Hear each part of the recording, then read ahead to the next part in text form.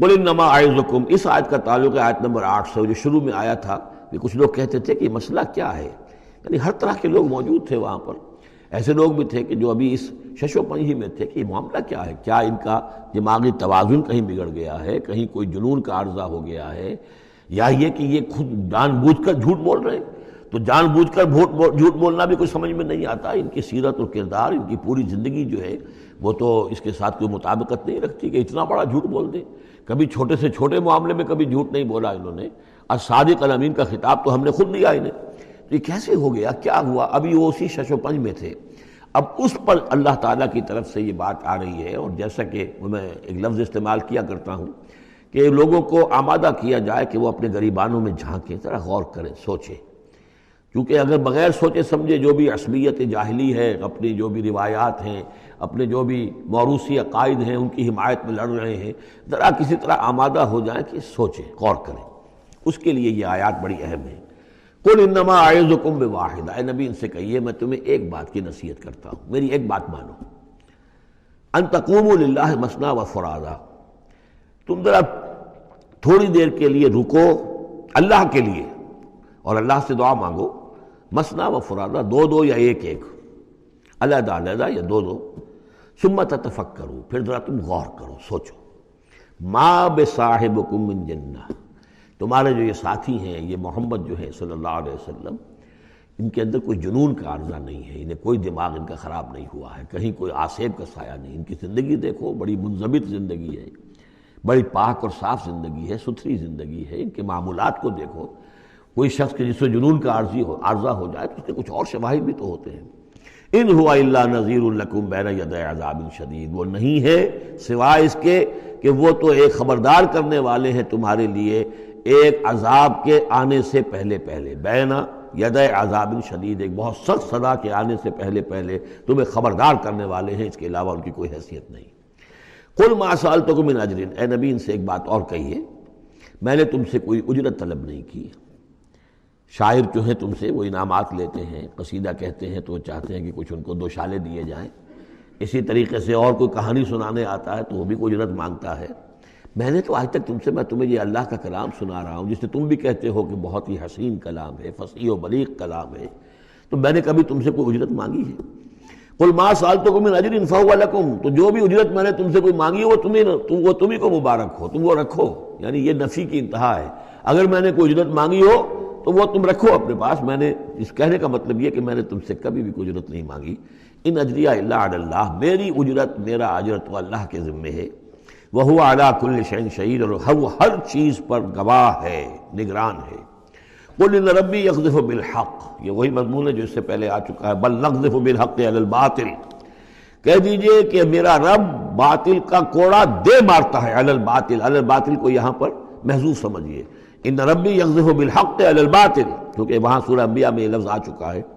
علام الغیوب، اور وہ تمام غیبوں کا جاننے والا ہے. قل جاء الحق، اور کہہ دیجئے کہ حق آ گیا ہے. یعنی یہ کہ یہ چند سالوں کی بات ہے، اللہ کے دین کا غلغلہ ہوگا اور اللہ کے دین کا غلبہ ہوگا اس پورے جزیرہ نما عرب میں.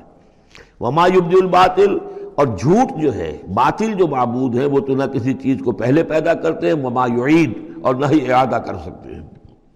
قل ان ضللت، ان سے کہیے کہ اگر میں بہک گیا ہوں بالفرض، فانما اضل علی نفسی، تو ظاہر بات ہے کہ پھر میرے اوپر ہی اس کا وبال آئے گا، اس کی تکلیف جو آئے گی مجھ پر آئے گی.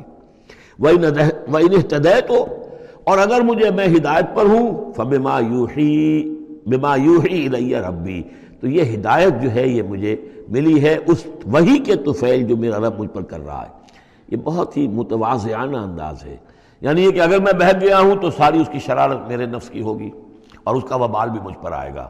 اور اگر کوئی ہدایت ہے تو میں یہ نہیں کہتا کہ یہ میں نے حاصل کی ہے اور میں نے سمجھی ہے اور میں نے اس تک رسائی حاصل کی، نہیں، یہ مجھے میرے رب نے دی ہے. وَإِنِ اهْتَدَيْتُ فَبِمَا يُوحِي إِلَيَّ رَبِّي، تو جو میرا رب میری طرف وحی کرتا ہے اس کی بنا پر مجھے ہدایت ملی ہے. إِنَّهُ سَمِيعٌ قریب، یقیناً وہ سننے والا ہے اور قریب ہے. وَلَوْ تَرَىٰ إِذْ فُزِعُوا فَلَا فَوْتَ، اب وہی جو فضع الاکبر، جب وہ وقت آئے گا جب تم دیکھو گے جب یہ گھبرائیں گے. ان زلزلۃ الساعۃ شیء عظیم، جب فضح اکبر آئے گا، فلا فوت، تو پھر کہیں بچ کر بھاگنا ممکن نہ ہوگا، وَأُخِذُوا مِن مَّكَانٍ قَرِيب، جیسے کہ کوئی ہاتھ لمبا سا ہو اور ان کو پکڑ کر لے آئے جبکہ یہ بھاگنے کی کوشش کر رہے ہوں۔ وَقَالُوا آمَنَّا بِهِ، اور پھر کہیں گے اس پر ہم ایمان لے آئے۔ وَأَنَّىٰ لَهُمُ التَّنَاوُشُ، اب کہاں ان کی رسائی ہو سکتی ہے ایمان تک؟ اب تناول اور تناوش ہم معنی الفاظ ہیں، اب تو وہ گیا معاملہ، وقت گزر گیا، وہ تو امتحان کا جو عرصہ تھا وہ ختم ہو چکا۔ وَأَنَّىٰ لَهُمُ التَّنَاوُشُ مِن مَّكَانٍ بَعِيدٍ، وہ تو گیا، بہت دور چلا گیا، وہ جو موقع تھا ایمان لانے کا وہ اب ختم ہو چکا۔ وَقَدْ كَفَرُوا بِهِ مِن قَبْلُ، انہوں نے اس کا کفر کیا تھا پہلے۔ وَيَقْذِفُونَ بِالْغَيْبِ مِن مَّكَانٍ بَعِيدٍ، اور وہ خام خواہ کے تیر تکے چلا رہے تھے دور کی جگہ سے، یعنی اندھیرے میں ٹامک ٹوئیاں مار رہے تھے، انہیں کیا ہو گیا ہے، یہ جھوٹ بول لیا ہے، یہ کوئی گھڑ لیا ہے، یا ان کو کہ جن آ گیا ہے، یا یہ وہ شاعر ہے، یا کوئی جو ہے کوئی اپنا غلام رکھا ہوا ہے اس سے ڈکٹیشن لے رہے ہیں، یہ سب تیر تکے یہ چلاتے رہے اور قرآن کا اور محمد کا انکار کرتے رہے، تو اب ایمان لانے کا کوئی فائدہ نہیں۔ وَحِيلَ بَيْنَهُمْ وَبَيْنَ مَا يَشْتَهُونَ، اور حائل کر دیا جائے گا، رکاوٹ ڈال دی جائے گی ان کے اور ان کی پسندیدہ چیزوں کے مابین۔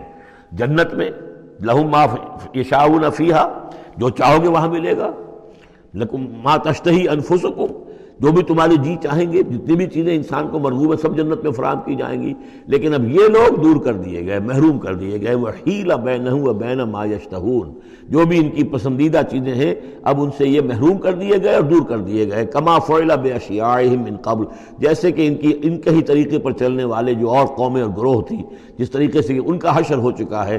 انہم کانوا فی شک مریب، وہ لوگ بھی ایسے ہی تھے کہ جو شک میں پڑے رہے اور ان کے دماغوں میں دغدغے ہی جنم لیتے رہے اور شکوک و شبہات ہی میں رہے، اور حق کی طرف آ کر اس کی تصدیق کرنے کی توفیق انہیں نصیب نہیں ہوئی۔